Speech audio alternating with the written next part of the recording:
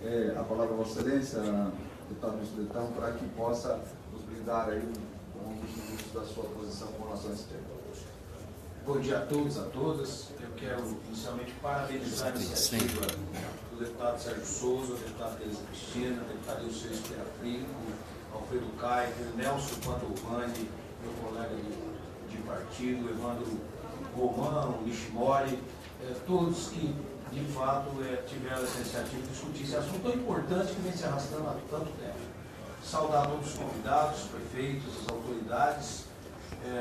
Quero aqui dizer ao Luciano boas-vindas, mas não vou deixar de lamentar mais uma vez a ausência do presidente da FUNAI.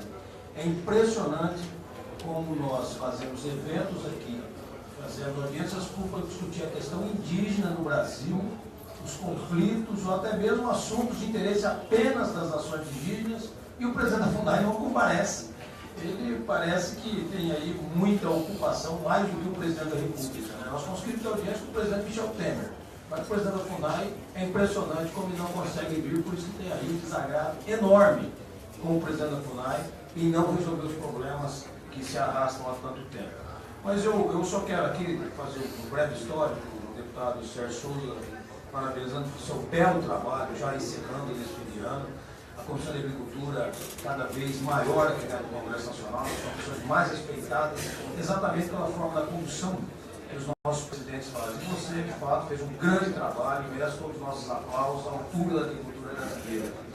A questão indígena é um assunto que tem que ser tratado com dignidade, com honestidade, com transparência, não pode ser tratado de forma ideológica, como alguns insistem em tratar, aplaudindo e atraindo cada vez mais o conflito e o caos. Parece que isso é benéfico a alguém. Não.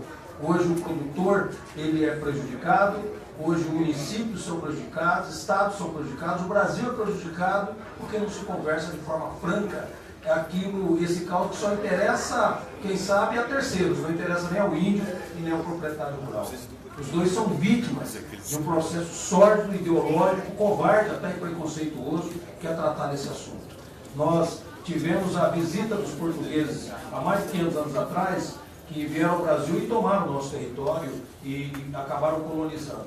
Nós não temos nenhum preconceito em ter estrangeiros entrando no Brasil, ao contrário disso. O Brasil tem que abrir o seu mercado. Agora, o que não pode é criar situações como o Brasil e outros países para invadir as nossas terras, construído e bancado com dinheiro estrangeiro, muitas das vezes. Entrou mais de R$1 bilhão de dólares, entre 2009 e 2015 no Brasil, em conta chamada retomada de território, incentivando a invasão, gerando mais emprego, conseguindo a são aqueles que têm segurança política e direito à propriedade.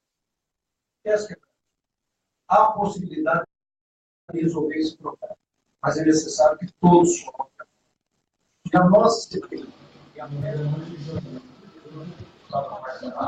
ela só pede uma coisa: o tipo de demarcação, ela seja transparente. Ela inicia lá no município, audiências públicas, chamando o prefeito, o vereador, chamando a sociedade civil organizada e debatendo se aquela demarcação realmente é necessária ou não, se ela tem que criar uma.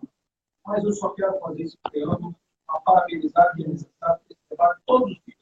Porque aqueles que pensam exatamente o contrário, pensam no caos, e não cuidam do seu ponto de vista brasileiro, porque só pensa em prejudicar o proprietário próprio da forma, esses aí estão atentos todos os dias, todos os dias.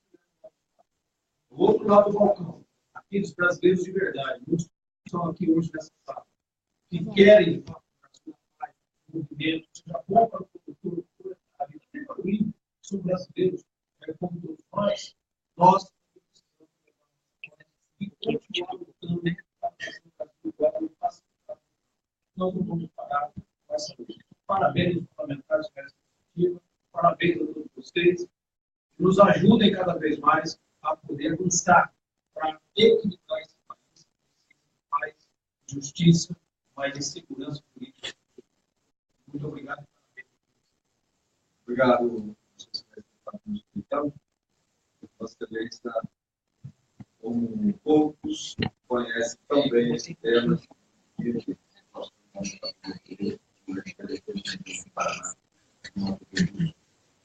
também quero registrar aqui, que falará em nome do Bahia,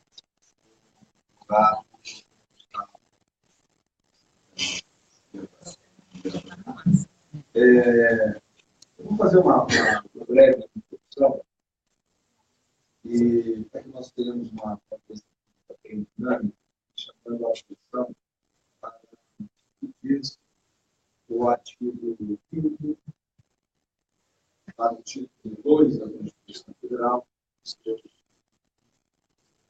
é garantido o direito à propriedade. Isso traz, inclusive, um nível de cláusula. Vou chamar a atenção que o Instituto Macerário, Ministro da Justiça, ao parecer, que foi prorrogado em julho de 2017, como é que Vossa Excelência da Justiça, não há dúvida que Vossa Excelência do parecer, este parecer, sem trecho dele, é um parecer de 40 páginas, ele traz a portaria da AGU 313, de 16 de 2012, foi editada com o simples propósito de normatizar a atuação dos tribunais, quanto à interpretação e aplicações das denominadas salvaguardas fixadas pelo Supremo Tribunal Federal na conferida edição 3.388, que é o caso do observância e aplicação uniforme por parte dos órgãos jurídicos da administração federal nos processos de demarcação de terras. Ele traz aqui o seu contexto, mais algumas palavras que nós precisamos, possa ter os efeitos em relação a todos os órgãos da administração pública, de determinar a observância por parte da administração da decisão proferida pelo Tribunal na proteção, especialmente das salvaguardas institucionais às terras indígenas. É um marco da Constituição.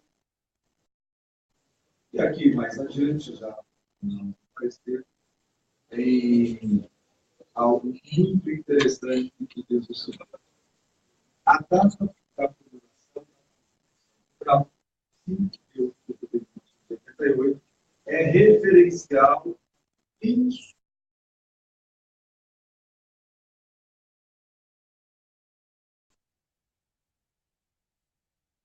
como a efetiva e formal ocupação e que o processo de demarcatório de indígenas chegou pelo Supremo.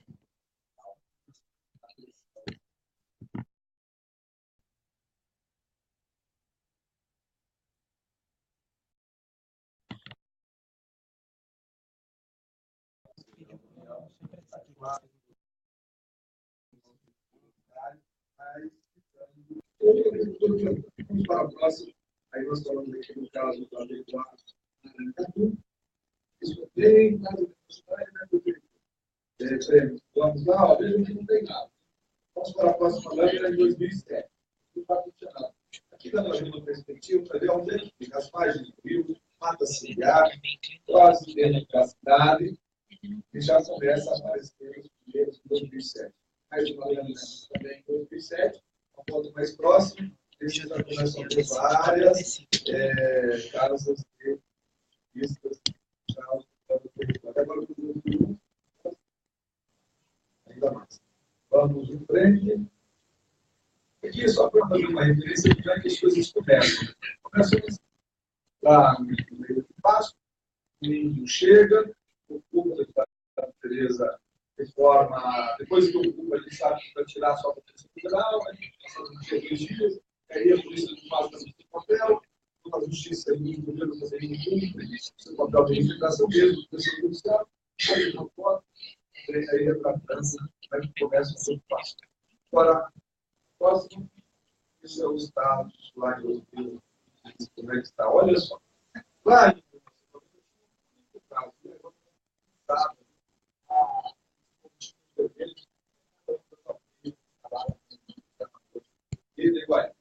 vamos lá, para o falando, a pretensão de terras pelos índios do globo, 100.000 hectares na região oeste do Paraná, a IPP seria terra extremamente produtiva, ocupada por dezenas de milhares de hectares.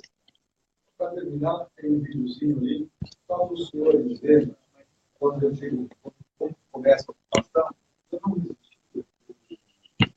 existia. Então, por alguns culturais, a gente trata de é uma participação direta de agentes da FUNAI na impulsão do índice de atividade. 40 segundos. Isso aí, quando chegar aí, eu ligo você.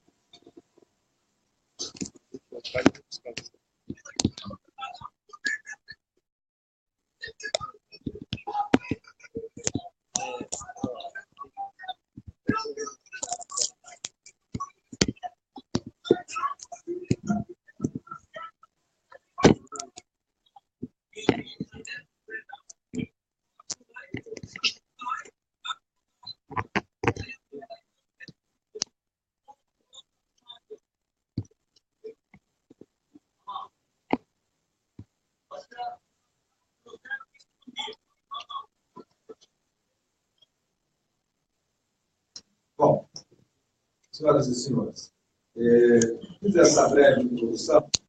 Nós registrar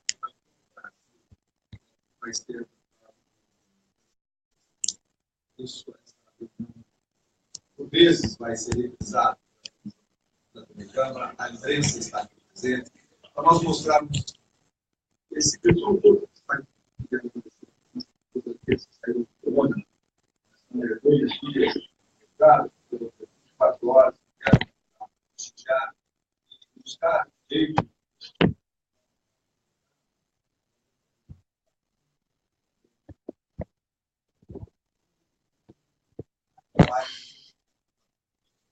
A lei é muito clara para mim.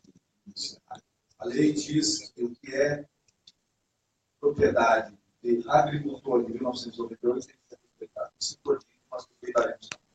Então, nós vamos dar início aos nossos trabalhos. Eu gostaria de convidar primeiro o prefeito rural do Centro de Bahia para fazer a sua informação. Pelo seguinte, nós estamos às 10h30, a nossa impressão encerrarmos essa nossa reunião em 2 horas. Eu estava levando o Romano disse daqui a pouco sair, tem compromisso lá no Senado. Então, a ideia é nós não termos tempo para que a gente possa fazer um pouco. Possam também nós termos um debate para ficar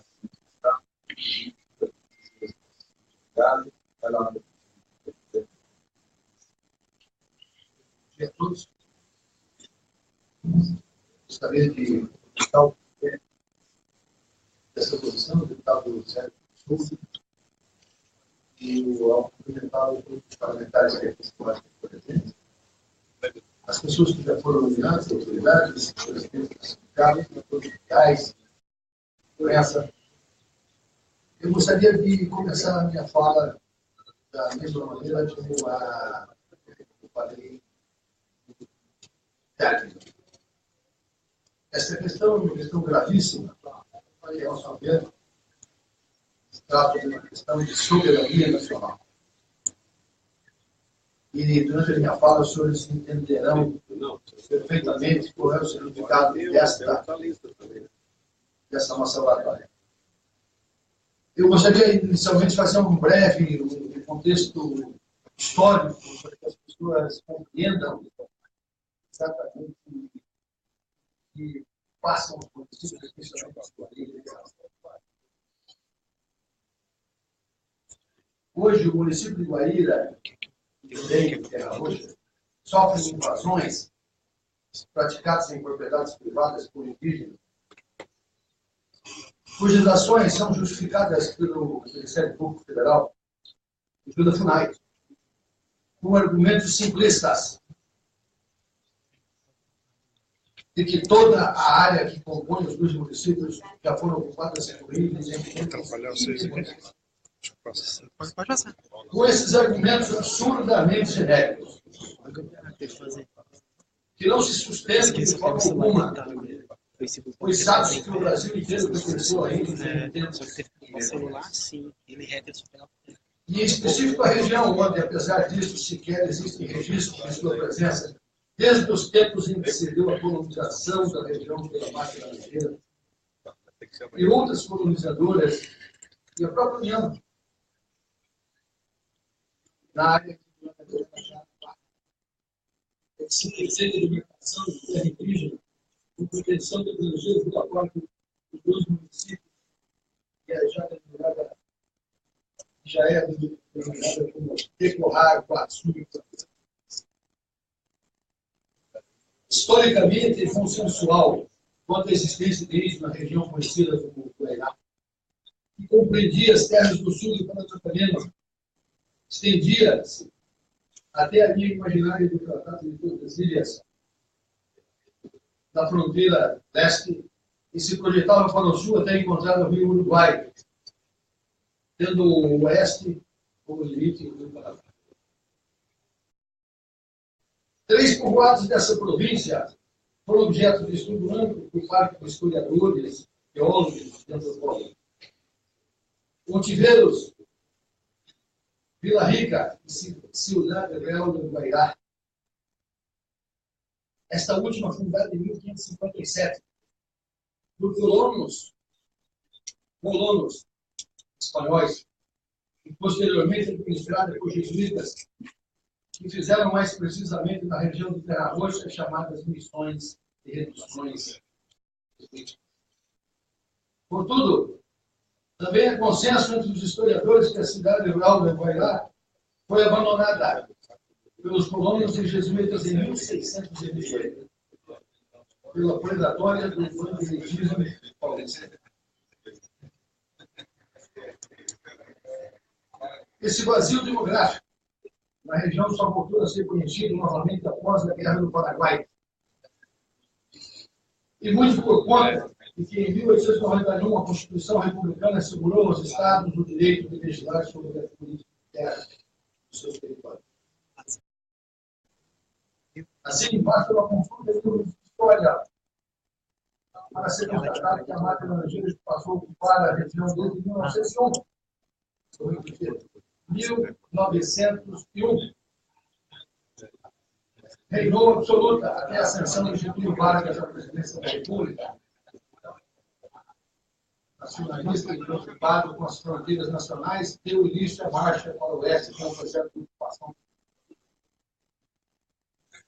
Com relação à marca, Getúlio optou por encampar o patrimônio da empresa, criando o Serviço Nacional do Bacia do Prata. Contudo, a marca continuou tendo terras em Guaíra, e foi ela quem loteou e vendeu em pequenos lotes, regiões como o distrito do Dr. Oliveira Castro e da própria sede. Com a emancipação política de Guaíra em 1951, outras empresas credenciadas pelo Estado do Paraná foram incumbidas de lotear e legalizar terras na região, atraindo migrantes de outros estados e de várias etnias. De acordo com o documento do Cartório de Registro de Imóveis de Guaíra, várias colonizadoras formaram os núcleos rurais entre os anos de 1950 a 80.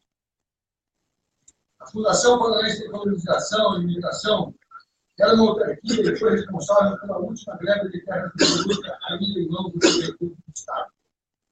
Trata-se da colônia C, Serra do Maracaju, protegendo todo o município de Terra Roxa e de parte do município de Guaíra, na região de Bela Vista e Maracaju. Esta fundação vendeu terras diretamente a agricultores, vendeu terras diretamente a agricultores e também para áreas maiores depois desmembradas e iniciadas. A Sociedade Agropecuária Industrial Maracaju Limitada adquiriu da Fundação uma área de 1.000 alqueires, dividiu em lotes de 10 alqueires. E vendeu agricultores do Rio Grande do Sul, formando um grupo populacional de gaúcho. As terras situadas entre a estrada de ferro Bahia Porto Mendes, sim, senhor, nós já tivemos estrada de ferro lá. Estrada de ferro Porto Mendes e o Rio Paraná, na região conhecida como Caixinha, formaram o extinto Parque do Sete. No início dos anos 60, foram tomadas por conselhos. Para regularizar a situação dessas propriedades, o INCRA, reconheceu o direito de posse e emitiu títulos de propriedade, encerrando o ciclo das colonizadoras. Assim, em todo o oeste do Paraná, as colonizadoras tiveram um papel fundamental. Haja visto o estímulo e o amparo legal do governo e da própria União nessa tarefa. O modelo adotado em Guarani de toda a região foi de pequenas propriedades, nos moldes da agricultura familiar, o que permitiu o avanço do cooperativismo. E por isso a região é destaque internacional na produção agrícola de aves e suínos. Estes fatos históricos incontestáveis fazem cair por terra a terra argumentativa da FUNAI. Eis que, inquestionável, não há registro da presença indígena ou muito menos conflitos fundiários, pelo menos nos últimos 100 anos. 100 anos. Com esses esclarecimentos, muito embora alguns setores digam o contrário, ninguém é e nem pode ser contraído.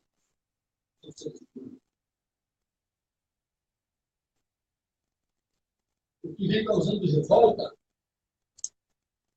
é a forma como a questão veio à tona e a maneira como está sendo conduzida pelos diversos órgãos responsáveis pela tratativa. O STF, ao estabelecer o ato temporal de 5 de 10 de 88, visou assegurar o Estado democrático de direito, de forma a proporcionar segurança jurídica e a convivência de direitos assegurados aos brasileiros, índios ou não índios. É por isso que se observa o quão são injustas essas invasões que estão penalizando alguns agricultores e trazem intranquilidade para toda a comunidade, sendo iminente o risco de confronto ante a facilidade pelos órgãos responsáveis na solução desses conflitos, sem qualquer preocupação em assegurar o direito constitucional de propriedade a esses produtores que já foram atingidos, apesar de serem responsáveis pelo desbravamento da região.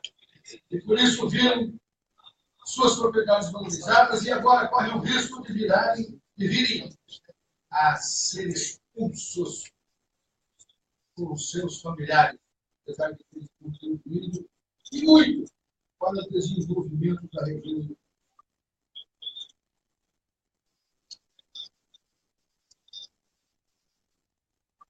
Gostaria também que, nesse momento, os vídeos que nós propusemos,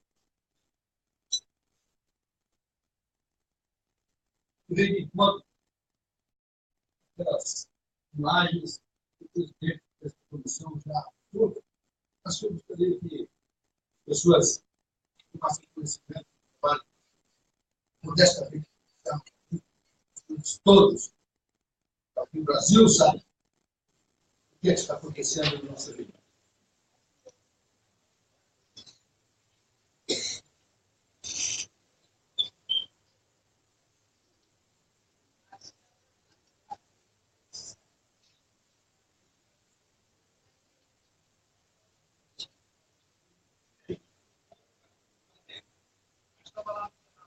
essas imagens foram captadas através de um instrumento que hoje todos conhecem, público, todos têm acesso. Ninguém aqui está querendo inventar absolutamente nada. É uma ferramenta disponível na internet. Google Earth.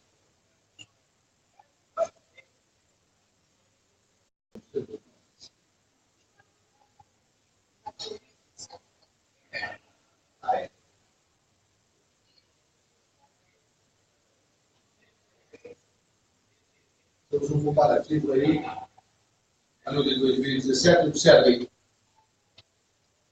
e ano de 2003, que são as imagens disponíveis na internet, através dessa tela aberta. Então está aí, claro, todas os aldeamentos, todas as... Vejam, essa é a segunda-feira de 2017. Observem. 2003, Brasil. 2017 é a mesma área.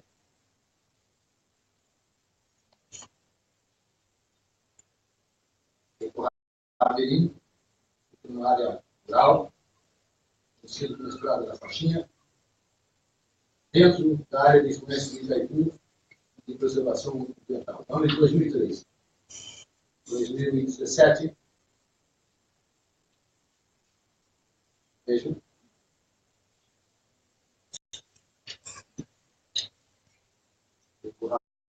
Caturi. Próximo do Caturi.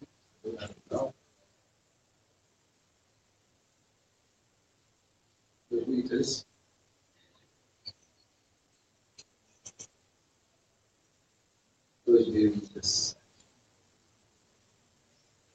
Tem uma outra. O Guarani, área também rural. O próximo, vizinho, da Rocha. 2003. Nascido hoje. 2017.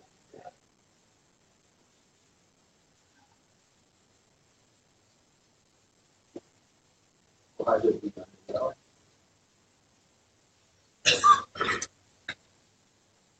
Vejam.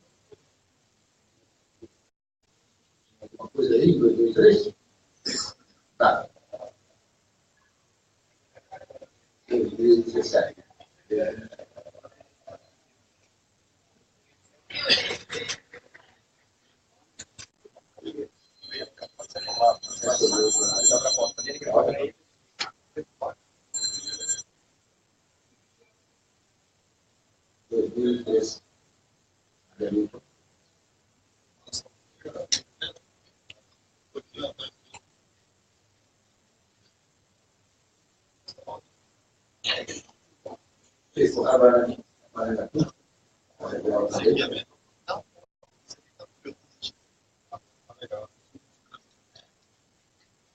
Veja a depredação ambiental. 2003, hoje 2017. Aí tá.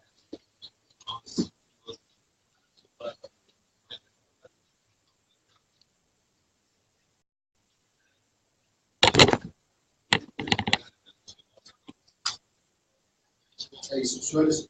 Eu me permito fazer algumas outras considerações. Eu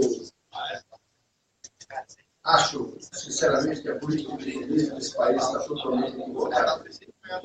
A transnacionalidade dos povos indígenas deve ser revista de forma urgente, a fim de possibilitar o estancamento do aumento desordenado da população indígena na região sul, centro-oeste do nosso país, principalmente Mato Grosso do Sul e Paraná. O próprio Estatuto do Índio, a Lei 6.001/73, o artigo 3º traz o conceito de índio sustentado na autodeclaração básica dos senhores. Índio ou indícola, diz a lei, é todo de origem, ascendência pré-colombiana, que se identifica e é identificado como pertencente ao grupo étnico cujas características culturais ou distintas da sociedade natural. Basta a autodeclaração de termo. O acesso irrestrito da população de vinda de países vizinhos compromete a segurança nacional, uma vez que o acesso ao território nacional encontra-se desprovido de controle.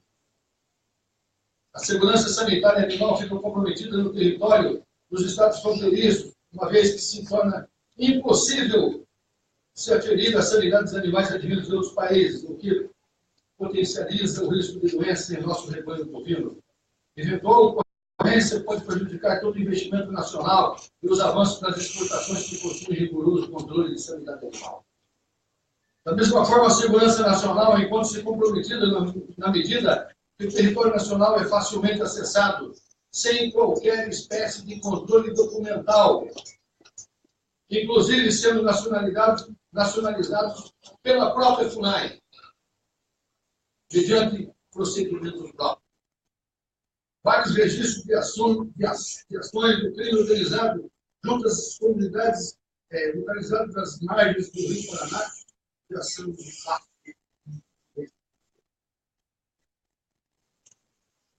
Os procedimentos demarcatórios, os municípios de Bahia e Terra Roxa, desde o ano de 2015, requeriram vistas ao acesso ao relatório preliminar circunstanciado de identificação e delimitação de terra indígena de Currá-Guaçu do Guavirá. Contudo, jamais obtiveram acesso a tal documento. Assim, a FUNAI constituiu um grupo técnico com o objetivo de realizar estudos de natureza fundiária e cartorial necessários à identificação de terra indígena, sem a devida participação dos municípios de Bahia e Terra Roxa.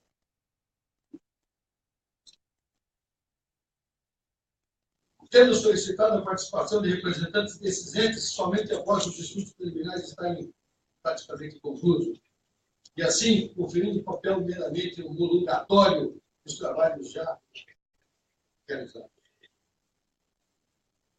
Várias decisões judiciais já reconheceram de forma inquestionável que o decreto 1775/96 permite a participação dos entes federados desde o início do procedimento demarcatório. Aliás, é nesse sentido que os municípios de Terra Roxa e Guaíra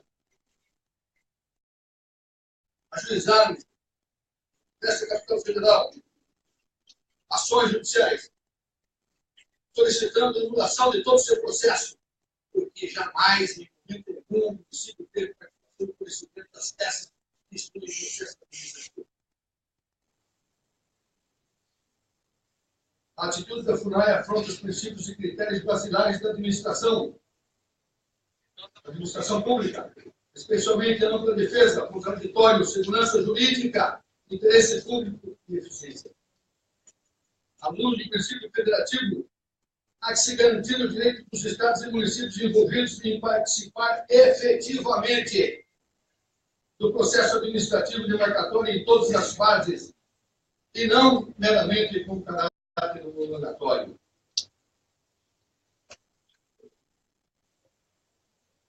O STF, o Supremo Tribunal Federal, tem reconhecido a nulidade dos processos administrativos da FUNAI que não respeitam a prerrogativa legal dos entes envolvidos na efetiva participação em todas as fases do processo demarcatório. Senhores, há um conflito cristalino de direito. O direito à propriedade também é assegurado constitucionalmente. Imóveis invadidos, adquiridos há décadas, com justo título pelos proprietários. Áreas produtivas, regulares, cumprindo com a função social da propriedade. Decisões judiciais determinando a reintegração de posse de imóveis invadidos não são cumpridas sob argumento de receio de conflito. As invasões vão se consolidando com o tempo. Insegurança jurídica, desvalorização das propriedades, tensão social. Impossibilidade de investimentos públicos nessas áreas objeto de conflito fundiário. Alegação pela União de ilegitimidade passiva para a solução dos conflitos. Estes têm sido os espaços da Advocacia Geral da União nos processos de reintegração de posse declarando-se parte ilegítima da Chapéu do Sul. Custeio pelos municípios sem a contrapartida dos demais entes, provocando um desequilíbrio financeiro. Comprometimento das demais ações dos governos municipais em prol de toda a coletividade. Senhores, tenho aqui, senhor presidente, solicitei a Itaipu Nacional um relatório de ocupações irregulares na faixa de proteção de Itaipu Nacional. Eu passo as mãos do presidente dessa comissão para que análise e que, enfim, tome suas providências em relação a isso. Queria concluir, senhores.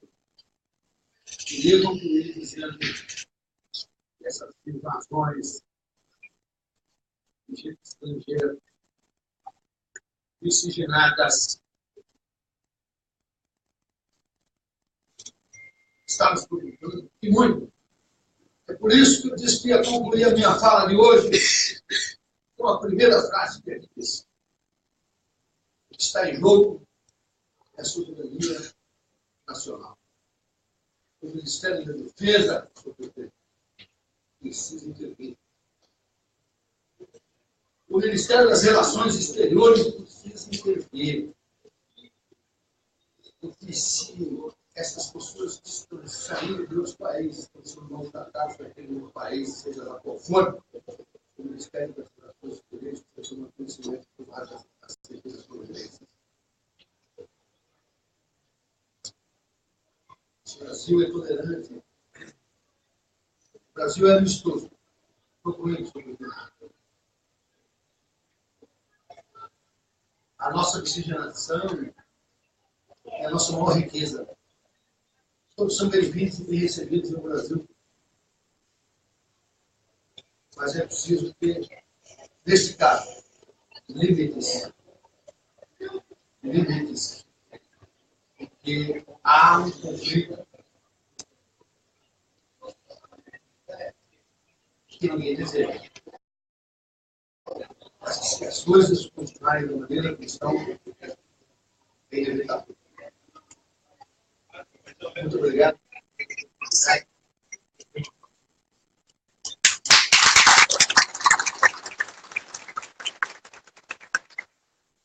Apenas esqueci de uma coisa. Quero passar também à presidência do relatório do Centro de Referência de Assistência Social do município de Guaíra, onde comprova clara e nitidamente a evolução desse crescimento. Vejam, senhores, que só no ano de 2017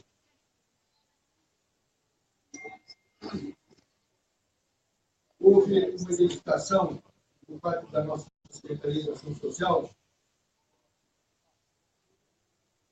um crescimento de 351 famílias apenas no município de Guaíra. Há uma invasão contínua silenciosa. Passo esse relatório também às suas mãos, presidente. Muito obrigado. Obrigado, prefeito Geraldo. Dentro do município de Guaíra, o município está realmente muito preocupado com a situação. Em função de compromisso de alguns parlamentares, nós vamos passar agora a palavra para a deputada Tereza Cristina, do Mato Grosso do Sul, que tem conflitos semelhantes, talvez até piores que o estado do Paraná, e intercalando assim nós vamos fazer porque o processo é mais rápido. Eu pediria para cada orador que não tivesse dentro do tempo, porque nós temos limitação do horário para que todos possam participar, e estamos comigo, de modo especial, representante do Funar, e os questionamentos que ele quer fazer depois deles, por favor. Presidente, está com o seu chamamento, cumprimentar a mesa em nome da veterana, que é do meu estado, do Mato Grosso do Sul, que limita esse assunto para muito tempo. Só colocar os apoios, Mas é suficiente. dizer a vocês todos, prefeito, Heraldo Breno, que a sua fala não é diferente das falas. Todos os prefeitos e das pessoas, os produtores rurais, todas as pessoas do Mato Grosso do Sul, que já vivem esse conflito há muito tempo. Infelizmente, nós aqui moramos no deserto. E cada vez menos pessoas querem tratar desse assunto. E hoje é um assunto que não anda, que não caminha, apesar de todo o esforço de alguns, bravos deputados. Eu sou deputada de primeiro mandato, mas tem gente aqui há muitos anos tratando desse assunto. E os relatos não são diferentes dos seus. Eu me lembrei aqui rapidamente, nós temos município de Miranda, Quitauano, Rolando, Carapó, Antônio João, Amambai, Japorã, esse talvez não tenha município, os conflitos continuam há anos, e incrivelmente reacendidos, instigados pelo Ministério Público Federal, pelo ativismo de alguns do Ministério Público Federal, e por homens. Homens que estão lá, a gente não sabe a serviço de quem, recebendo recursos externos para provocar o desentendimento, para provocar a discórdia, para provocar esses conflitos no campo. Se o diabo é esperto, ele é velho. Quando eu já sou mais velho, eu posso dizer algumas coisas. Eu me lembro, quando criança, o meu pai contratando indígenas lá em Miranda para vir colher arroz na floresta. Se pagava por esse trabalho, recebido, voltava. Quer voltar esse tempo? Nós estamos em outra época, mas cuidava dos. Eu tenho certeza que eles viviam com mais dignidade. A nossa revolta é que essa política existente no nosso país não resolve nada nenhum. Ela só cria conflitos. Conflitos na cidade, no município, entre na zona rural. Agora, índio, índios vivendo em boas condições, os índices de mortalidade infantil diminuídos, porque talvez seu celular está bloqueado. Você sabe se está bloqueado? Esqueci de bloquear, porque você tem telecine e que não é mais. Você bloqueado, você vai a imagem. Você sabe mexer com ele, tá? Eu vou deixar do jeito que tá. Nós temos divisas enormes com o Paraguai, com a Bolívia, divisas secas, vocês ainda lá, a divisa não é tão fácil, estão percebendo agora essa população, como o senhor disse, essa invasão silenciosa. E o nosso Estado já acontece há muito tempo. Há muito tempo. Se essa casa de leis, no ano que vem, não fizer o dever de casa, nós, da bancada dita ruralista, que isso é pejorativo nessa casa. Nós temos que lutar por isso, nós lutamos pelo trabalhador rural, pelo produtor rural, por quem está lá produzindo e carregando o país. Mas nós lutamos pelos indígenas também. As leis que nós queremos aprovar aqui, a PEC 215, o deputado Secário, essa PEC, ela resolve o problema dos dois lados. Aqui ninguém é inimigo de índio, não. O que nós não podemos é deixar que aconteça o que vem acontecendo em todo o nosso país com essa hipocrisia de alguns setores ativistas e que, infelizmente, não querem cumprir a Constituição, rasgam a Constituição, dizendo que o marco temporal não é 88, que nada disso vai. Eu vou terminar aqui, tem vários colegas que podem colocar essa situação muito melhor que eu, mas eu gostaria de dizer da nossa insatisfação. Eu, o ano que vem, assumo a frente parlamentar e quero deixar aqui o meu compromisso de ser o assunto número 1 da pauta da frente, resolver, mas resolver, tirar da frente. Vamos votar o ano que vem a PEC 215 ou fazer um outro PL, outra PEC que resolva de vez esse problema, essa insegurança jurídica.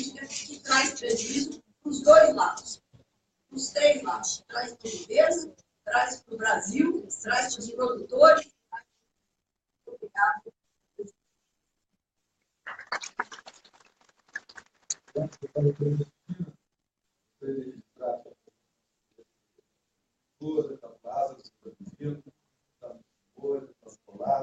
Bem-vindos. Nós vamos ter que cumprir o horário, senão nós vamos, ao final, muito ficar sem falar. Então, nós vamos ser rigorosos aqui com relação ao horário. Vou passar a arrumar, você tem que sair, né? Bem rapidinho para o comando. Daí, na sequência, nós vamos ouvir o prefeito Altair. Bom dia, senhores e senhoras, presidente, eu tentarei ser breve mesmo, está dentro do tempo. Dizer que mediante o Guaíba, que o senhor colocou aqui, eu acho que nós não estaremos mais discutindo uma questão indígena. É que nós vamos estar discutindo o direito de propriedade. Realmente, porque o senhor mostrou os dados apresentados. Em 2013, o senhor não apresentou nem em 1988, 5 de outubro de 1988, quando foi promulgada a Constituição. 2013, 15 anos depois, o senhor mostrou por dados, por imagens, que tem fidedigno realmente a população, e o que nós estamos discutindo, acho que a partir de agora, tem a valer a Constituição. A Constituição do nosso país tem que ter a valer do município do Bahia, tem a valer do município para todos os demais estados que estão passando por isso. O que se instituiu hoje, dentro de uma questão nesta região, é um plano ideológico de ser apropriado de recursos internacionais que recebe por vez até hoje, esses dias mesmo, os servidores aqui, eu falo mais a questão do que eles não estão perguntando, comecei a responder em determinado momento, eu falei para você que deixou para quem quer. Eu nem sabia até responder a questão da universidade lá. Esse mesmo órgão e outros aqui bancam professores de uma ideologia bandida dentro do Estado do Paraná, que se apropriam, tenho certeza que isso se apropria justamente em outros locais, interesses financeiros. As pessoas recebem por isso. Eles não estão ali, dados mais cerrados, simplesmente porque eles têm a questão de vida, não. Eles recebem financeiramente. E foi dito aqui, na CPI da FUNAI e do INCA, nós sabemos aqui, pessoas que recebiam 12 mil reais por mês, e isso há mais de 15 anos que estão recebendo. Nós temos direito para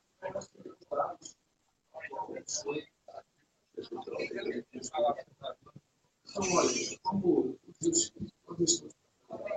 uma questão de porque a reforma agrária já foi feita há mais de 100 anos, pessoas que têm a sua propriedade há muitos anos e que hoje simplesmente tem alguém com uma questão ideológica que tenta simplesmente roubar. Eu diria que nós temos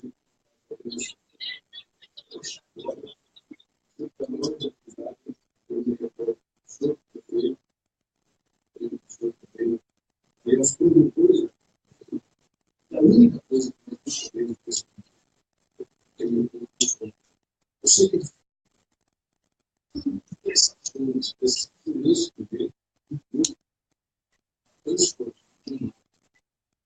todos sabem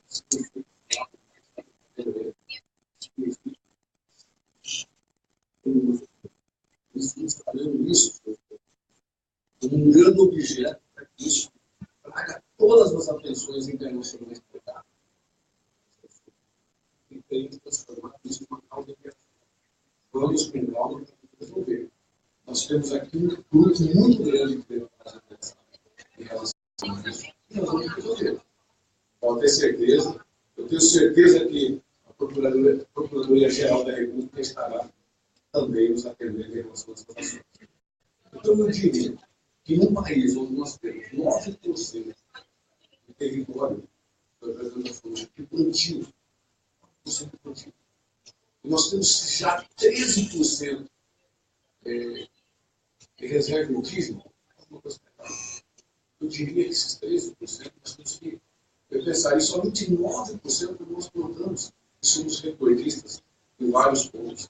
Isso aí é a nossa produção do céu, respeitando o tempo, dizendo que muito meu apoio também, mas não vamos esse bem vestibular, troféu ao que esses representantes de hoje têm, que não são os índios, os representantes de hoje que recebem e muito dessas coisas.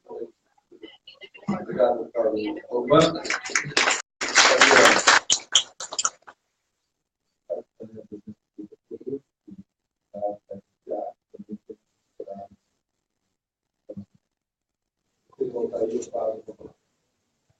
Bom dia a todos. Quero ser bem breve aqui. Mas eu fico me perguntando, nós, não falei com o prefeito, como proprietário e como produtor de solo, a bancada ruralista sempre presente. E aquilo que falava aqui o deputado Leitão.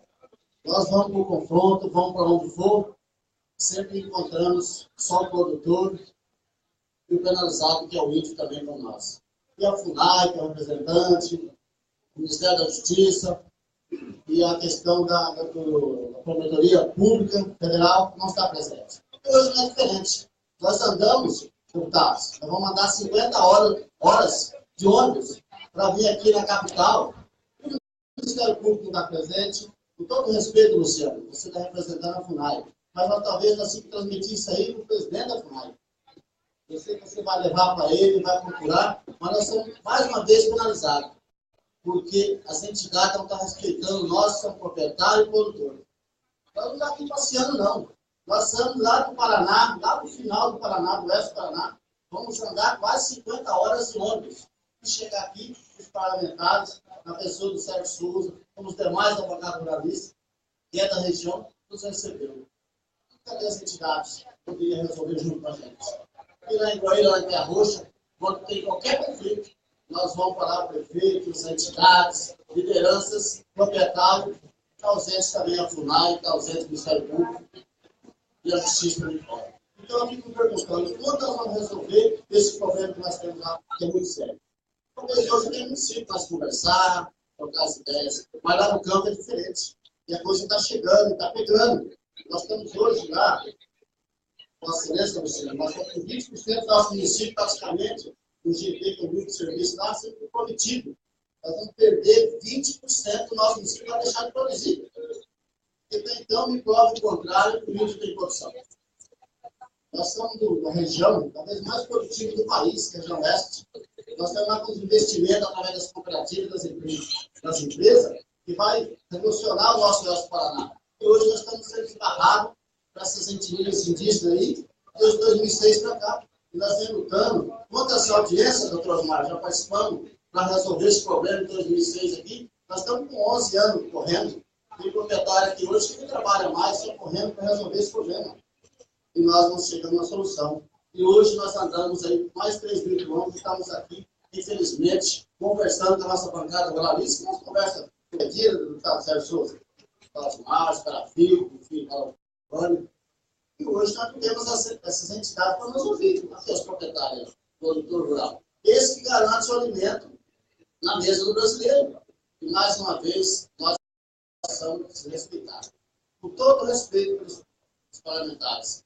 Mas nós gostaríamos de ouvir aqui participantes, os membros dessa Assembleia Civil do governo federal. Nós esperamos esse deputado que realmente se organize para nos dar a mão. Terra Roxa está sofrendo muito, não é de hoje. Nós tínhamos lá em 2006 50 famílias indígenas. Hoje nós estamos com 115 famílias.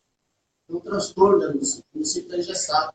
Nós temos o setor mais populoso da nossa comunidade rural, é onde está sendo a demarcação. Está tendo estudo e lá hoje estão terroristas. Ninguém mais cabe. Uma onda só. Então, assim, isso é um movimento em Goiânia semana passada, né? E nós estamos preparando o 19 de agosto. Nós estamos sendo barrados até pelo Ministério Federal. saber o que é fora. Então, assim, como ele disse, isso é propriedade, vai dar lá da quarta geração, dá um estudo perto lá, as coisas apropriadas. Essas famílias vai pagar pontos, daí você. Então, assim, nós pegamos vocês, deputados parlamentares, nos ajudam, porque o município não pode pagar por isso. Então, está aqui hoje,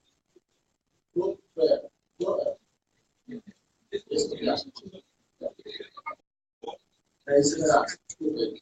Mas, assim, todos que estão aqui hoje, moram na nossa propriedade há 80 anos lá, e nós estamos nesse passo. É difícil. Eu chego no município hoje está completando 56 anos de situação política. Hoje o município é feriado da área de situação política. Nunca teve questão de vídeo no nosso município. Eu nasci lá. E hoje nós estamos lá. 20% do nosso município, por esses GTs, por esse estudo técnico aí, sendo para fazer a demarcação. Como da vontade. Então, peço para a Vossa Excelência, analise com carinho o que nós queremos, o que nós precisamos. É uma coisa que ninguém ganhou de graça. Todo mundo trabalhou e pagou a sua propriedade. E hoje nós estamos nesse direito.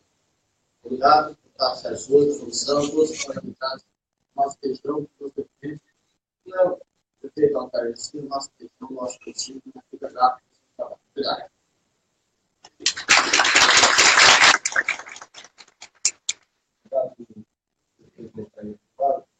Hoje, depois do que a palavra bastante, realmente, Deus, o presidente, realmente desrespeito ao parlamento brasileiro. Todos que a Secretaria da nossa comissão, logo cedo nós chegamos na nossa comissão de presidão, desrespeito, o Ministério da Justiça não mandar o seu. Eu sei, Luciano, você também está representando o Ministério da Justiça, mas é um desrespeito. Nós convidamos o Ministério da Justiça, convidamos o Ministério Público Federal e convidamos a FUNAI. Nós queríamos aqui o ministro da Justiça, não tenho dúvidas, se o deputado Ficardi fosse o ministro, ele estaria aqui com o ministro da Justiça, representando e respeitando os produtores rurais do nosso estado, do estado do Mato Grosso do Sul, mas do Brasil como um todo. Então fica aqui o registro do nosso repúdio a ações como essa. Nós não podemos convocar regimentalmente o presidente da FUNAI, mas o presidente, o ministro da Justiça, nós podemos convocar.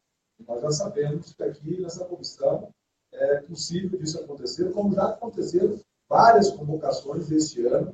Chegou um momento que quase convocamos o presidente do Banco Central aqui para discutir as questões das cooperativas, né? A gente não lembra disso. A gente tem que respeitar realmente o produtor rural. Então, dando aqui esse nosso trabalho, eu vou passar a palavra à doutora Luana Ruiz Silva Figueiredo, que é advogada e que também fala aqui em nome dos produtores rurais do Mato Grosso do Sul. Bom dia. Eu gostaria, primeiramente, em nome do deputado Sérgio Souza, do Paraná, e da deputada e amiga Teresa Cristina, do meu estado, Mato Grosso do Sul, agradecer a realização dessa audiência pública, assim como os demais parlamentares, dois expertos, e também agradeço, porque sabemos a importância desse discurso. Eu quero agradecer aqui ao deputado Estancilar, que estivemos juntos com o Ministério da Justiça, tratando dessa questão, conhecedor das mazelas enfrentadas pelo campo. Em seu nome, deputado, cumprimento todos os demais parlamentares sensíveis a essa causa. Eu peço vênia aos produtores rurais e amigos aqui, Luciano Poçan Weber, do Paraná, Sebastião Prado, do Mato Grosso, mas é em nome da minha amiga médica, produtora rural Miriam Correia, cuja propriedade foi titulada no Brasil Império em 1873, há 144 anos, e que está fora de sua área há quase meia década. Em seu nome, eu cumprimento todos os fazendeiros do Brasil que amargam com as invasões de suas propriedades por indígenas. Eu quero cumprimentar Luciano Alves Pequeno, representando a FUNAI, e quero dizer que vou, e muitas vezes, focar a minha fala em ações do Ministério Público Federal, mas que a conduta não diverge da FUNAI, da Advocacia Geral da União e dos procuradores federais que representam a FUNAI nos processos judiciais. Então, os pontos concretos aqui mencionados referentes ao Ministério Público se aplicam também muitas vezes na natureza de conduta por parte da FUNAI. Meu nome é Luana Ruiz Silva de Figueiredo, Venho de Campo Grande, Mato Grosso do Sul, e aqui vos falo como advogada militante na questão indígena. São 20 anos lutando, 20 anos enfrentando essa questão no meu estado.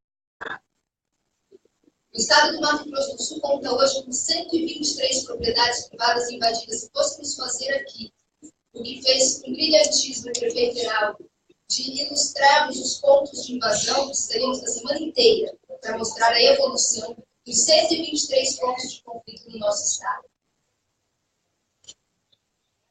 E o deputado falou agora há pouco sobre o Marte. Quando eles não têm, eles criam, porque eles não têm Marte. Eles criam o Marte, como aconteceu com Simeão Vilhalva, um indígena que faleceu no Mato Grosso do Sul e que foi utilizado como uma bandeira, como tendo sido assassinado por produtores rurais, e o inquérito da Polícia Federal foi conclusivo. Quem matou o Simeão Vilhalva foi seu irmão, chamado Mariano, inclusive já foi mandado de prisão expedido, sem qualquer vínculo com a questão fundiária, inclusive com o juiz federal declinando competência para a justiça comum, porque se tratou de crime comum de índio contra índio. Uma mentira repetida torna-se verdade, não é isso que falo, nós precisamos cessar, nós precisamos obstar essas mentiras que vêm sendo repetidas em relação à questão indígena e ao conflito fundiário. O Estado brasileiro e instituições públicas estão a legitimar o caos e criminalizar a legítima defesa da propriedade. Situação que eu, na qualidade de advogada, não posso admitir. Nós não podemos admitir um crime sendo legalizado, legitimado, e um direito sendo criminalizado, como acontece hoje, o direito da legítima defesa da propriedade. Assim também como eu não posso conceber o desrespeito às prerrogativas do advogado no exercício da profissão, porque isso vem acontecendo no estado do Mato Grosso do Sul. Em um processo judicial, estou eu e o meu cliente de um lado. E do outro lado, nós temos os indígenas, o advogado dos indígenas, normalmente franqueado pelo CIMI, Conselho Indigenista Missionário, o procurador federal representando os índios, o procurador federal representando a União, um advogado da União representando a União Federal e o procurador da República, que lá o Ministério Público Federal representa o índio e não fiscaliza a lei. Que falta de balanço nós temos nos processos. Nós não podemos mais admitir que sejam violadas as prerrogativas dos advogados, que acaba, com certeza, prejudicando a defesa dos produtores rurais.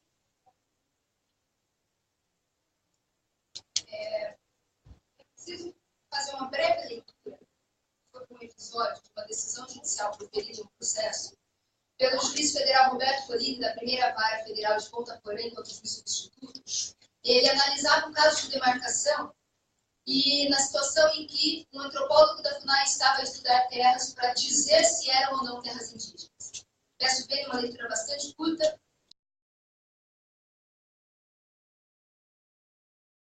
E leio para os senhores. Palavras do juiz federal, decisão judicial, abre aspas.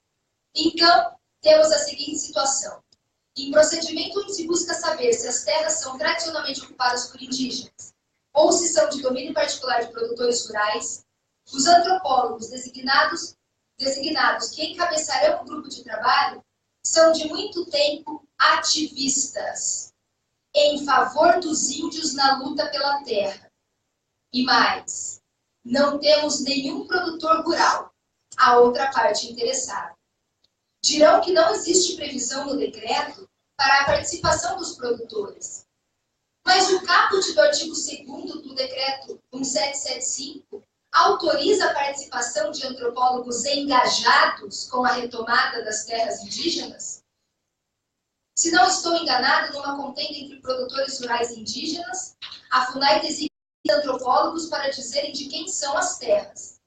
Os antropólogos, esses específicos, pertenceram a uma extinta ONG, PKN, Projeto Caiová em Andeva, que incentivava os índios a lutarem pelas terras, o que não tem nada demais. Porém, no seio daquela entidade, pregava-se que todo o sul do Mato Grosso do Sul era território indígena e que os fazendeiros eram espoliadores de índios. Fechada a ONG, seus antropólogos passaram a fazer laudos para a FUNAI, o que não poderia ter ocorrido. A busca por estudos imparciais é uma imposição do princípio da moralidade administrativa. Em artigo publicado por esses antropólogos, Fábio Moura e Rubem Tomás de Almeida, está escrito que os caiovás se distribuem no Mato Grosso do Sul, numa área de 40 mil quilômetros quadrados, fazendo fronteira com Terreiro, com Terena, com Guarani-Mibiá, com Guarani-Minerva. Algumas famílias vivem no Espírito Santo, outras no Rio de Janeiro, inclusive fazem divisa com países vizinhos.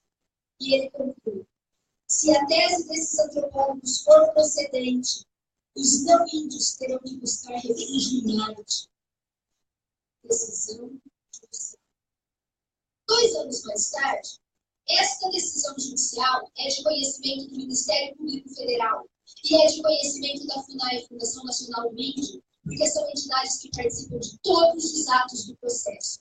Conheciam uma decisão judicial reconhecendo a parcialidade, o engajamento e o ativismo desse antropólogo específico do Tomás de Almeida. 2 anos depois, em 2007, o Ministério Público Federal, na sede da Procuradoria Federal em Dourados, faz uma reunião. E a ata da reunião diz o seguinte: a ata da reunião subscrita pelo Ministério Público Federal. Na reunião estavam presentes o Ministério Público Federal, o antropólogo, o Conselho Indianista Missionário Sírio, pesquisadores e FUNAI. Nenhum indígena. A reunião é para que o MPF possa agir. Então, o MPF faz reunião com antropólogos, com a FUNAI e com o ONG, para que ele próprio, o Ministério Público Federal, possa agir. Depois da listagem pronta, esta será submetida à apreciação dos índios. Ora, CIMI, Ministério Público e FUNAI fazem a listagem para depois de pronta, indígenas, ó, isso aqui é de vocês. Vamos proceder à demarcação? Estes são os bastidores das demarcações de terras indígenas no Brasil. E ele vai além. Diz que tem que ser feito, que esse acordo tem que ser escrito e assinado, para que, caso mude a administração da FUNAI, a demarcação se concretize necessariamente, que é o que desencadeou no CAC, lá no Mato Grosso do Sul, que prevê a demarcação de 26 municípios do meu estado. E, por fim, a ata diz o seguinte: Rubem Tomás de Almeida, ora, o mesmo engajado, ativista imparcial, reconhecido pelo Juiz Federal, Rubem Tomás de Almeida salienta que a relevância da reunião é dar elementos para a força-tarefa. Força-tarefa? Reconhecer os supostos direitos indígenas agora é uma força-tarefa que deve ter força de pressão. Ministério Público Federal, FUNAI, CIMI, ONGs, antropólogos fazendo força-tarefa para pressão. Excelências, não sou eu que estou dizendo. Esta é uma ata de uma reunião acontecida dentro do Ministério Público Federal.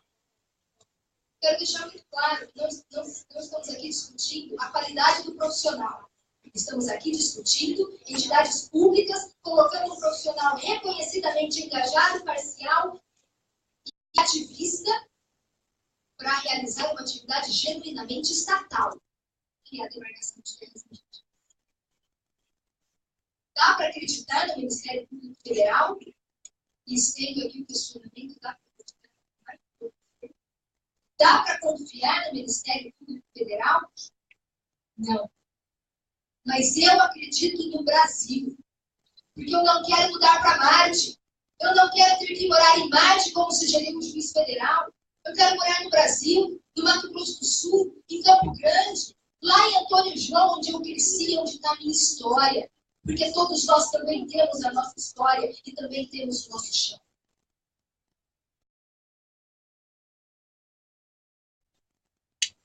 Mais adiante,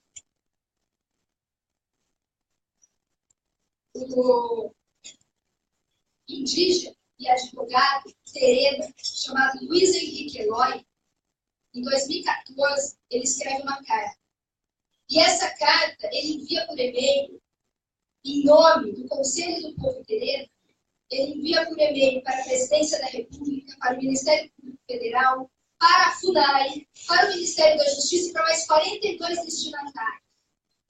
Está aqui o e-mail, inclusive eu recebi o e-mail também com a mesma turma aqui de destinatários. E ele diz o seguinte: enquanto o Ministério da Justiça não assinar nossa portaria declaratória, continuaremos retomando fazenda por fazenda que incide em nosso território e fazemos a autodemarcação do nosso território tradicional.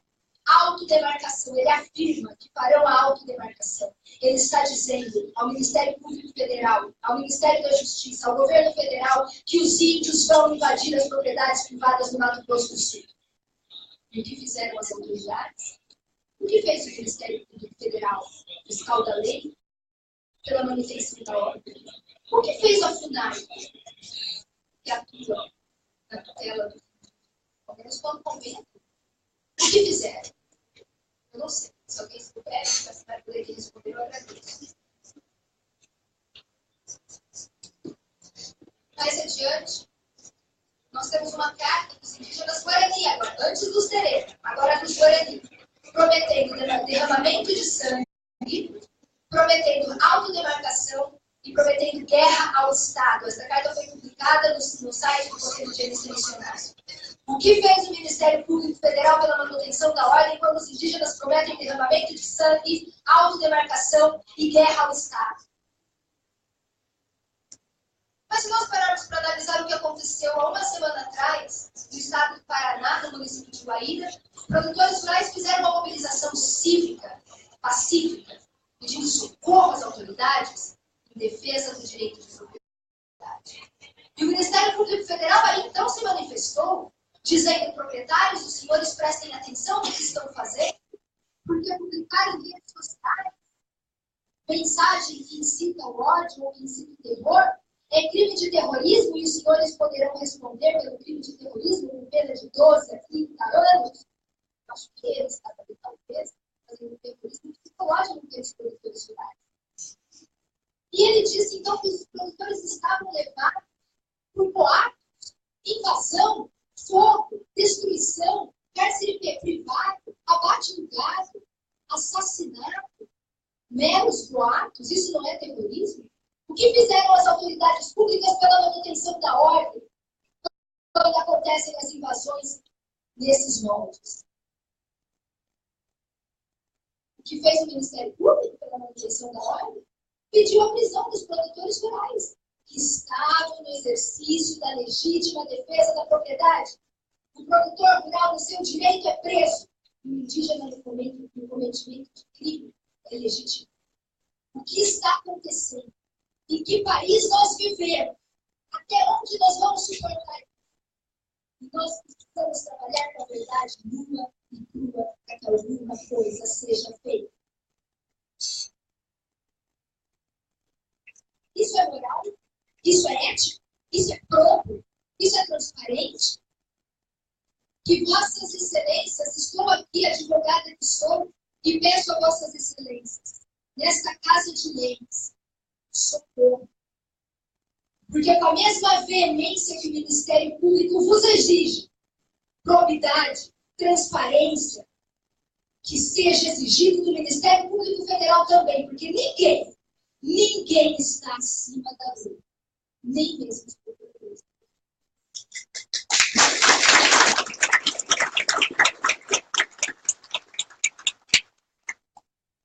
Para encerrar meu discurso, eu, no exercício da minha profissão, dei uma entrevista, está aqui, advogada, quebra o silêncio e defende o uso de arma por direito de propriedade.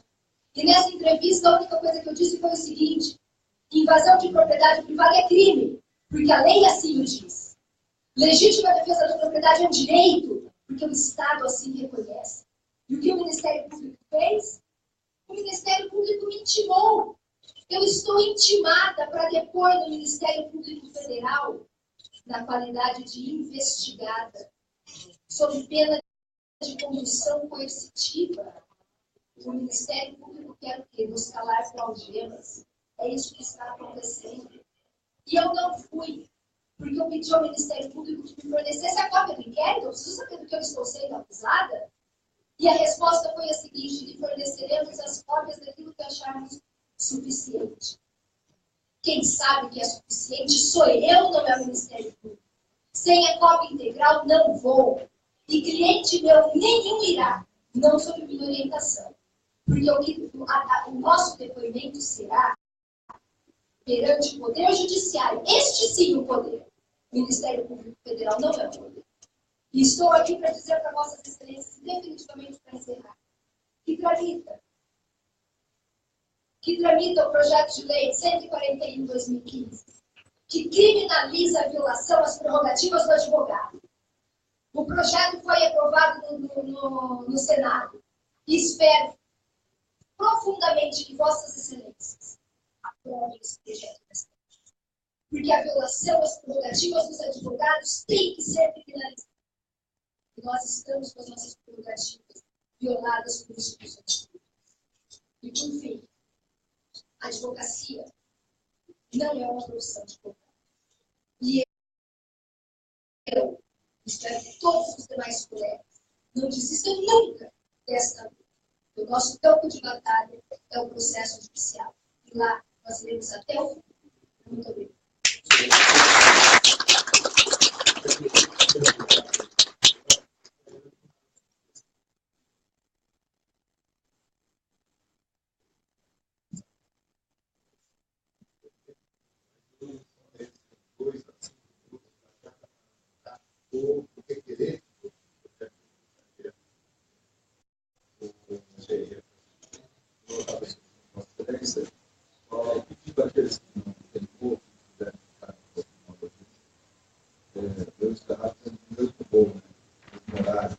Para que a gente possa e nossa atividade parte da contrato, interessante pelas coisas básicas que a gente está nós temos também essa atividade.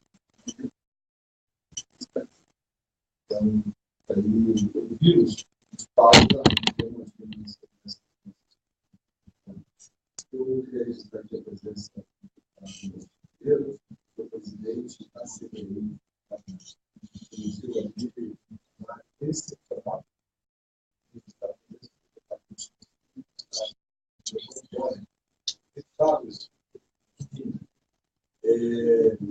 Eu gostaria de tirar um pouco mais tempo para ajudar eu vou intercalar uma fala de palestrante com a habilidade de tirar ele aí dentro.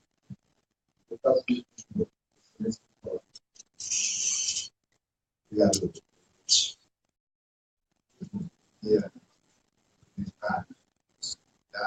Presidente, e eu tenho que estava ouvindo o primeiro, da Ana, e Sul, concordo plenamente com o primeiro, cultural, carreira, e vocês tinham vivido esse momento muito difícil de conflito. Eu sou de Maringá, graças a Deus, ainda não tem conflito, mas se não resolver esse problema de Guaíra, com certeza, Maringá também, logo, logo nós teremos esse conflito. Né? Eu vejo aqui uma revolta da comunidade, dos agricultores, de todos vocês aqui, também desrespeito à comunidade local onde vocês vivem. E, como eu disse, o prefeito, soberania nacional está em jogo. E direito adquirido está sendo jogado fora. Podemos continuar desse jeito. Então, com certeza, nós temos o governo federal, Câmara, Senado, todos nós temos que entrar nesse jogo para resolver essa questão. Não é só de vocês, mas uma pessoa. Então, eu só queria, antes, eu só queria mostrar aqui, rapidamente, aqui é o uso da ocupação das terras, comparando o nosso Brasil e os Estados Unidos. Veja bem, está aqui o doutor Luciano, que é o prefeito da Praia, eu só queria que o senhor anotasse isso. No Brasil, nós temos aqui as terras indígenas, 13,8% em relação a territórios nacionais, 13,8%. Estados Unidos, apenas 2,3%. Olha que diferença que nós temos. E os índios americanos perfeitamente integrados na sociedade americana. Aqui nós protegemos mais. E eu tenho certeza, lógico, eu também dependo do lado do índio que realmente precisa de as coisas. Mas nós temos que mudar essa política, ensinar o filho, se tratar, trabalhar de outra maneira, para que nós podemos aí educar, dar mais educação e trazer mais conforto para nós. Isso que talvez está faltando. Lavouras. Nosso Brasil apenas planta 7,8% de território nacional. 7,8%. Estados Unidos, lavoura planta 17,4%. Unidade de conservação. Nós conservamos 14%, enquanto americanos 8%. Nós estamos fazendo de tudo. A agricultura, eu falo que representa 1/4 do PIB nacional, que representa 37% dos empregos formais e informais, ajuda também no saldo do balanço comercial. Não podemos mais aí continuar dessa forma, presidente. E o deputado Nelson também tem, eu tenho tanta coisa para dizer, né, mas você também tem que ir embora, mas eu queria dizer o seguinte aqui, o PEC 615 é muito importante. Senhor presidente, certo, vamos juntos, vamos tentar aprovar esse PEC 615, o outro citar. Estava aqui, o deputado Teresa Cristina, ela vai assumir a FPA, com certeza nós vamos juntos resolver esse problema, mas primeiro de tudo temos que resolver essa questão do PEC 615 e dizer que não podemos continuar assim, né? E eu não sei, a FUNAI, temos que conversar mais com o FUNAI, entrar em entendimento. Conflito é muito difícil, continuar desse jeito. Mas eu só queria aqui deixar, Nelson, o nosso refúgio nessa audiência pública que nós estamos realizando. Tá? Muito obrigado. Obrigado, Sua Excelência.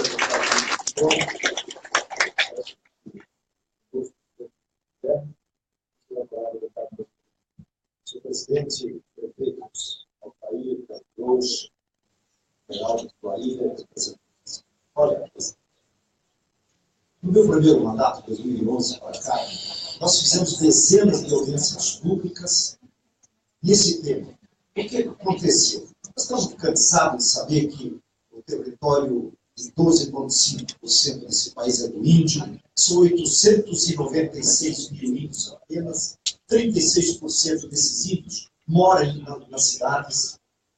E o que aconteceu no passado? Eu quero ser bem breve, porque eu tenho um avião para Foz do Iguaçu. Aconteceu que eu fiz uma denúncia em 2012, na presença do Zé Eduardo Cardoso, ministro da Justiça, e a Gleice Hoffmann, da Casa Civil. Naquele momento em que foi paralisado o prefeito geral da demarcação de Marechal Rondon Pernambuco, Bahia.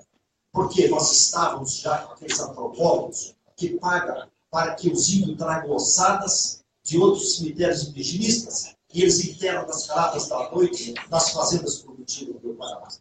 Assim, naquele momento, o ministro disse que não tinha conhecimento que índios traziam ossadas. Eu entreguei a ele uma fita gravada lá na minha fazenda do Mato Grosso. Porque o índio, presidente, quando toma cachaça, ele fala a verdade. Assim paralisou esse movimento. Agora, vamos ser muito objetivos. Eu queria convocar todos os agricultores e os interessados nessa causa para falarmos com o presidente da República, para anularmos de uma vez esse decreto que está pegando a nossa região, principalmente o oeste do Paraná, segundo o prefeito que leu aqui, é o 1775. Falando com o presidente da República, no avião entre Toledo e Ceará, na inauguração do abatedor do Peixe, eu tive um comentário com ele da minha PEC, a PEC 343, que eu acho que o pessoal do poder. Porque o índio hoje é uma vítima da sociedade. Índios estão com seus filhos drogados, passando fome e doentes pelas estradas. Eu propus uma PEC 343 que eu gostaria que Vossa Excelência tivesse conhecimento, para que o índio possa arrendar metade das suas propriedades, metade. Porém, terras demarcadas, reconhecidas, decretadas de 1988 para trás. Essa PEC o presidente da República já anunciou, o ministro da Justiça, o interesse urgente e urgentíssimo. Poderíamos aprovar essa PEC, que nós vamos dar o direito ao índio de ter o maior patrimônio financeiro e econômico desse país. Porque quem tem essa quantia de terras arrendadas, como disse o ministro lá embaixo, Padovani, se essa PEC for arrendada, for aprovada, eu arrendo do lado da minha fazenda 50% da terra arrendada deles de 88 para trás.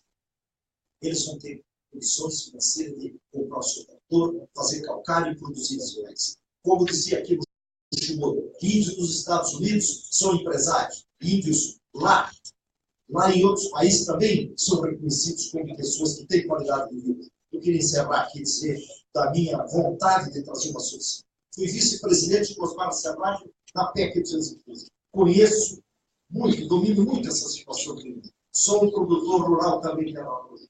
E assim, prefeito, conte comigo e conte com esse parlamentar do Paraná em defesa dessa causa nova. Gostaria, senhor presidente, de tomar assim nota. Nós que passaríamos o Natal e o Ano Novo, sem falarmos com o presidente da República. Eu queria, presidente,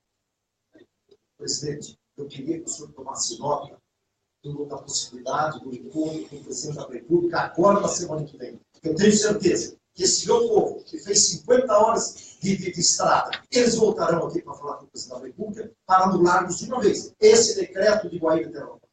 Muito obrigado.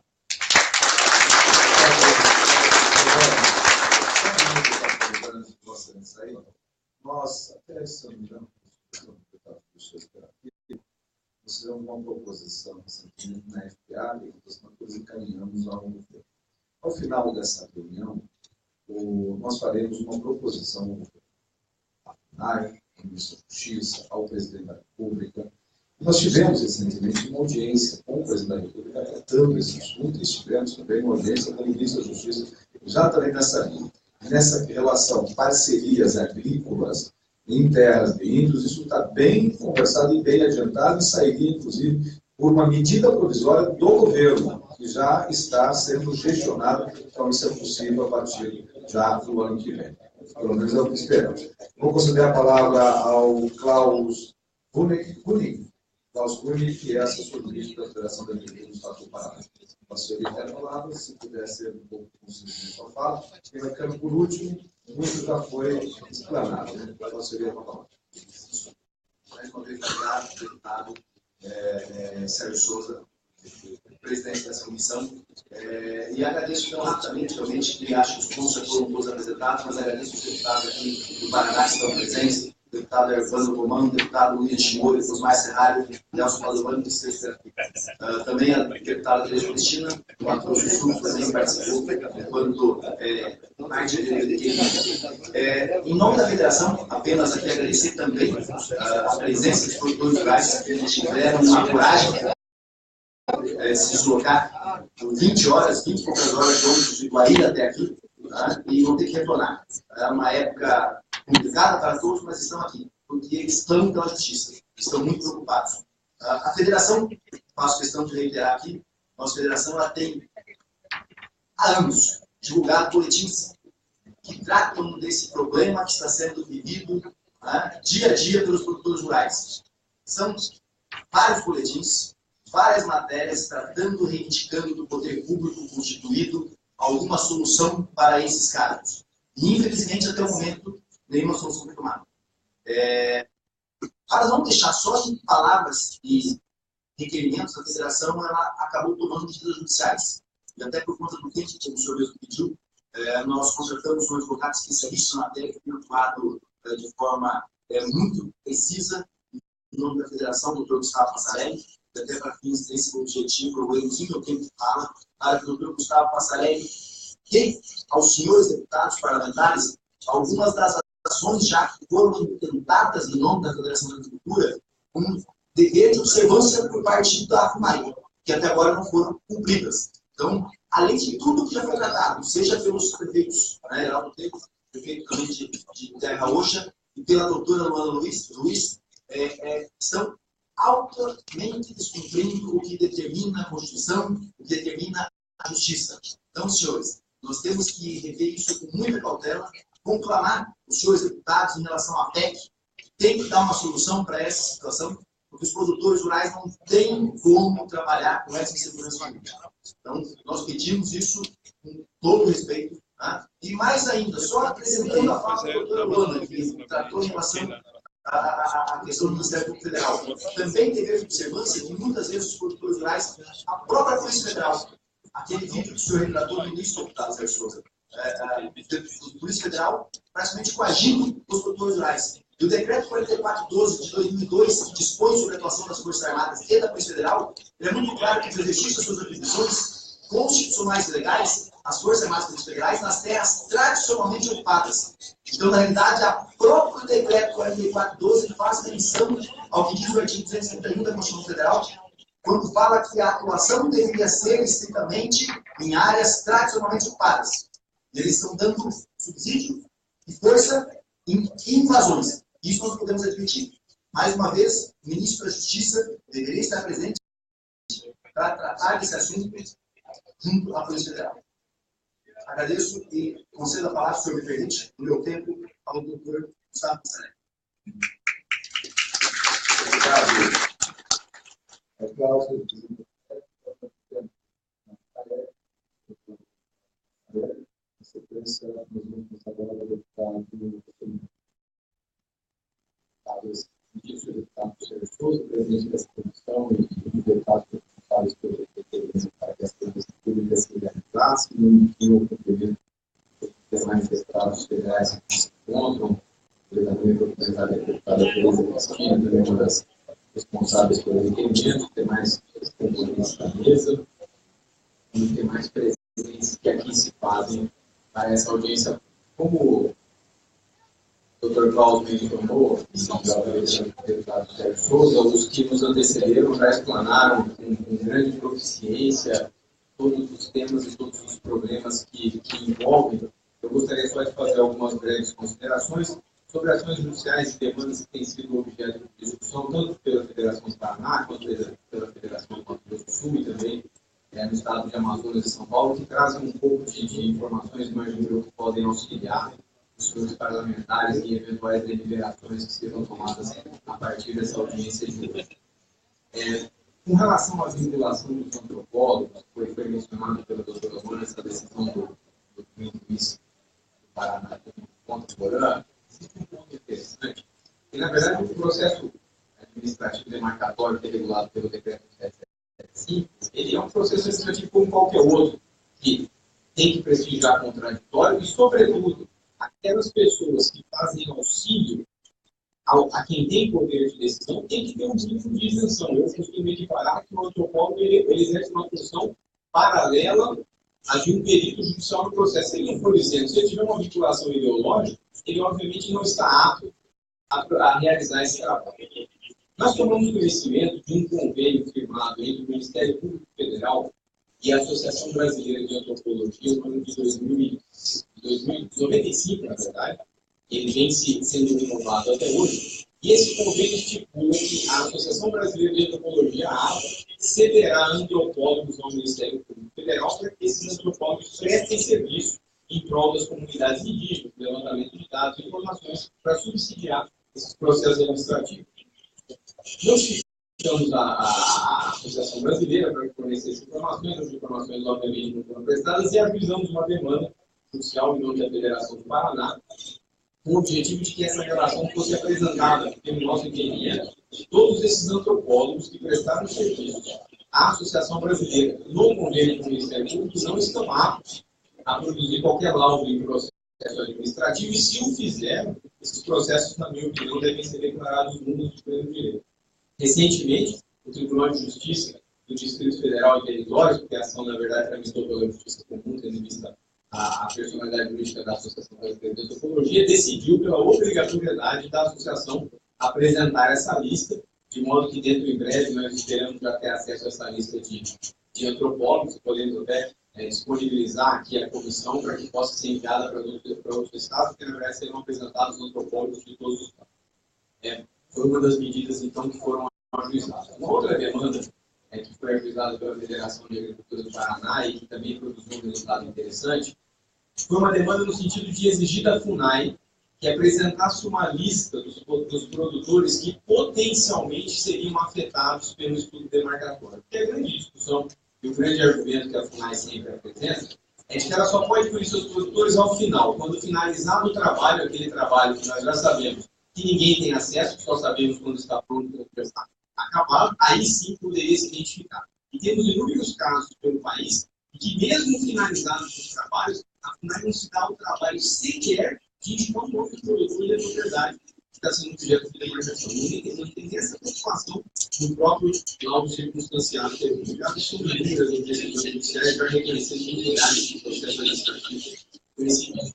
E foi proferida uma decisão do TRF da 4ª Região de Porto Alegre em que se reconheceu a obrigatoriedade da FUNAI de apresentar uma relação desses produtores potencialmente afetados. Até porque, óbvio, todo processo administrativo, em sua grande maioria, começa com a demanda da comunidade indígena, que apresenta um pseudo-mapa de onde ela imagina que aquela área pretende ser demarcada, e, obviamente, o prefeito Heraldo Trento utilizou aquele trabalho aqui no Google Earth, e, obviamente, que a FUNAI e todos os órgãos que acompanham essas demarcações têm condições de acesso a esses meios de tecnologia, poderiam, então, fornecer informações a respeito desse produto. Pois bem, o CRF proferiu uma decisão nesse sentido, da 4ª Região, uma decisão que transitou em julgado, fixou-se uma multa diária primeiro de 2.000, depois de 15 mil reais, porque passados mais de 1 ano e meio, a FUNAI ainda não cumpriu a determinação.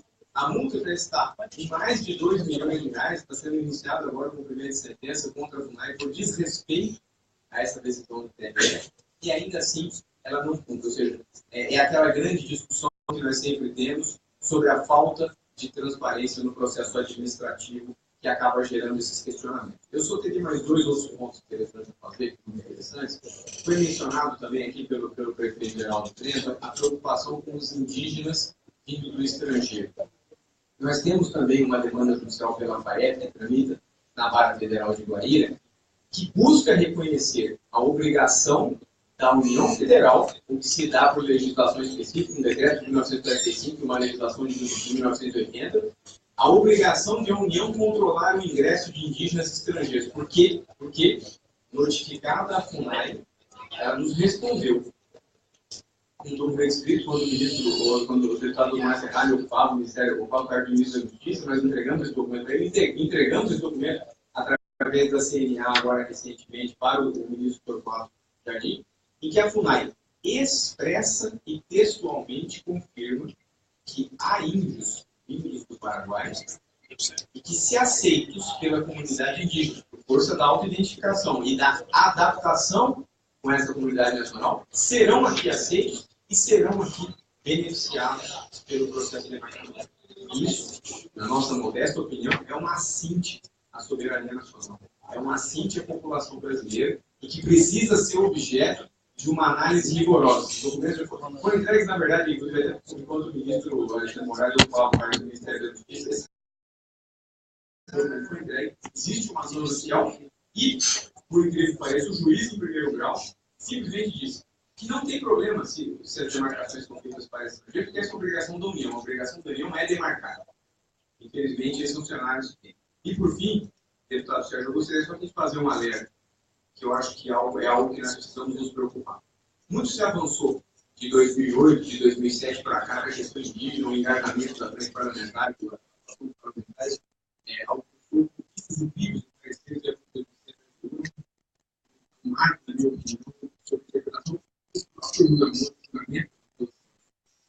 mas está em orquestramento uma atuação muito legal no sentido de modificar o entendimento dentro do Supremo recentemente houve uma audiência pública do Procurador-Geral da República, alguns estados foram convidados a participar e pessoas que estiveram lá presentes foram tomadas deliberações no sentido de comparecer em todos os gabinetes dos ministros, apresentando estudos técnicos no sentido de relativizar o entendimento do marco temporal. Isso já acontece.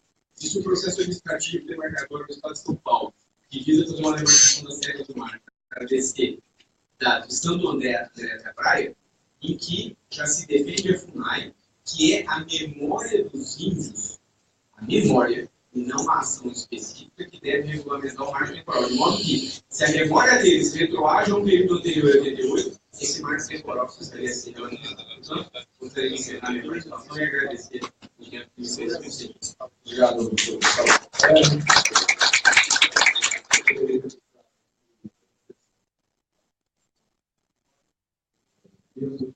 Também no colégio de advogados, a Nicole milita na causa, na região, de Terra Roxa, a Luciana Rossano, que falou bastante nesse diretor sobre esses assuntos, e os professores, fazer a presença do Wagner Rodrigues, a Terra Roxa, também saudados do Bandido da Bahia.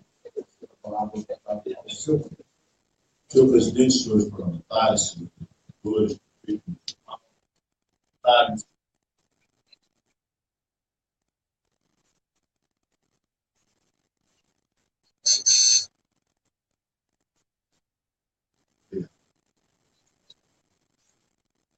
bom, primeiro eu ouvi que temos ativistas em favor dos índios. Não, nós não temos. Nós temos ativistas em favor de uma organização criminosa que controla o laboratório de um crime e faz uma peça de teatro colocando figura no espaço, no tempo e no papel definido para construir essa farsa. O índio que interessa a organização é o índio faminto, na beira do estado, cujo nome existia. Se o índio tiver seu carro, seu direito de plantar, isso não interessa. O índio é massa de manobra para extorquir recursos do governo federal em várias políticas públicas. E a partir da necessidade criada por essa quadrilha, é que eles extorquem dinheiro das políticas públicas e nunca chegam no índio. A figura do índio pobre, o índio maltratado, o índio apresentador, essa figura que interessa esse cenário. É esse índio, por exemplo, que é levado para o teatro para fazer verdadeiras narrativas internacionais. Porque a narrativa internacional é da legitimidade para que as ONGs internacionais continuem passando por todos os recursos do dinheiro para que aconteça o que acontece no Brasil. Então, vejamos. Quem financia a CPI? Os maiores capitalistas americanos. O maior capitalista, mais capitalista do mundo, ele financia uma ONG que é coberta por pessoas de esquerda, da vanguarda do atraso. Qual é a relação? É simples. É o controle da nossa capacidade produtiva. Essas ferramentas, com demarcação de terra indígena e quilombola, umas ferramentas fitossanitária e sanitária, umas ferramentas ambientais, são limitadores da nossa capacidade produtiva, financiada pelo grande capital internacional do mundo, para que nós não avancemos na área competitiva do mercado. Não perceber isso é ser inocente do processo. Inocente. Estão aqui lutando uns contra os outros, pensando, ora, se alguém é capaz de passar, um americano rico, passa 34 milhões de reais para uma ONG só. E o cidadão é um dos maiores capitalistas do mundo. Interesse ideológico ele não tem. Claro que não. Ele manipula a questão indígena. Os mesmos responsáveis pela carne fraca, os mesmos responsáveis por agora ter uma decisão do IBAMA no nosso governo, dizendo que a nossa legislação ambiental do Código Florestal não se sobrepõe à Mata Atlântica. Então, 15 estados da federação terão que destruir seus aviários, terão que destruir suas propriedades, tudo porque é Mata Atlântica. Remontar isso à reconstrução das matas. Essas pessoas não são idealistas. Esses são ambientaloides. Esses estão a serviço do crime. Nós estamos, na verdade, combatendo o crime organizado e, por incrível que pareça, ele se constitui com instituições públicas. Não raro, o o Ministério Público Federal faz parte da organização criminosa e, portanto, criminoso também é.